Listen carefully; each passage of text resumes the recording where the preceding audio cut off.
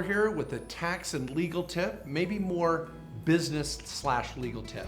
I want to talk about what to do if you have a problem property. And this is a phone call that we get at our office all the time. You know, hey, I've got this property, it's underwater, it's not cash flowing, what do I do? Well, I've got a special matrix you're gonna love. Okay, now I call this the problem property matrix. And any good matrix has 4 quadrants. So let's bust it out here. We've got cash flow, and then we have no cash flow. Ugh, not a good thing, right? But it's gonna happen. Then we've got equity in these 2 columns, and then no equity. So 4 different scenarios that could occur. Now let's talk about the ideal situation. You've got cash flow and you have equity. Woohoo! Count yourself lucky, right? Yay! You've got cash flow, so we're happy there. You've got cash flow and you've got equity. This obviously is not the portion of the matrix that's a problem. So let's talk about no cash flow, but equity. Now this is an important option because I have a lot of clients that say, Mark, my property, it's not making any money, I'm gonna get rid of it. And I go, whoa, whoa, whoa, you know, how much equity is in the property? Oh, well, it's worth 150 grand and my mortgage is 100 grand, but when I add everything up, I'm still negative cash flow $200 or $300 a month, maybe even $500 a month. And so they go, it's a loser. And I say, whoa, how much of that negative cash flow is going towards the mortgage payment? What is the outlook for potential growth in that area? Has it consistently gone up? Is it a high risk up and down area? Could you lose your equity tomorrow? See, there's lots of questions here. And so this is one where I tell clients, you might want to keep it based on how much is going to the mortgage balance. Because I really want to see if you're building equity moving forward and what is the equity lookout, or sorry, equity outlook. Because we want to see what could the future hold. And we may want to keep a property, even if it's negative cash flow, because we're building equity moving forward. It's like a savings account that you're going to cash in the future. Now, the other option here that tells us, hey, we may want to keep this, is it's got cash flow, but no equity.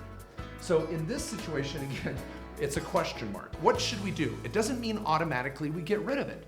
This is the classic property where it may be a mortgage of $150,000, but it's worth $100. I mean, you're underwater and you're in fact scared to sell it because you might have to pay some of the mortgage back.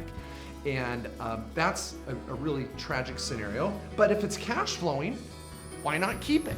You know what I mean? I mean, this could be one where you're making $200 or $300 a month on cash flow, and even though you don't see a really near end in sight, it might be 10 years before you get your equity back to you know, above water. That's one where I tell clients, hey, keep it. You know, is the cash flow sustainable?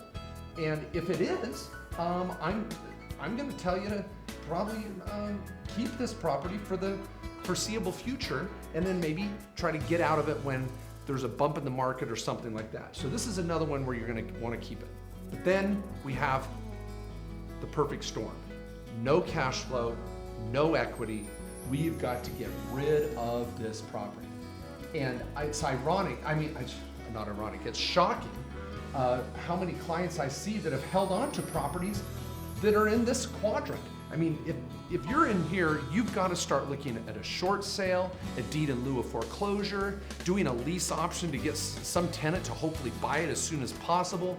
We've got to get rid of this property because it's a drain on your overall net worth and it's a drain on your net income.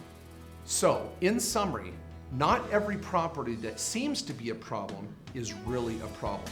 There may be some reasons to keep that property. Others of you may be sitting on a problem hoping it's going to change, and it's not.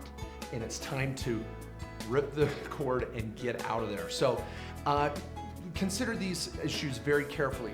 At our office, we can be of assistance, our lawyers and accountants, trying to help you make the right decision so that you're building your wealth and not going underwater. Thanks for watching, and if you love that video, I've got a lot more. Please subscribe to my channel, and I shoot weekly videos that can help you in your business, personal life, and better live your American dream. Also, check out my newsletter, free newsletter, every week with blog articles, tips, strategies, tax deadlines. You'd love it.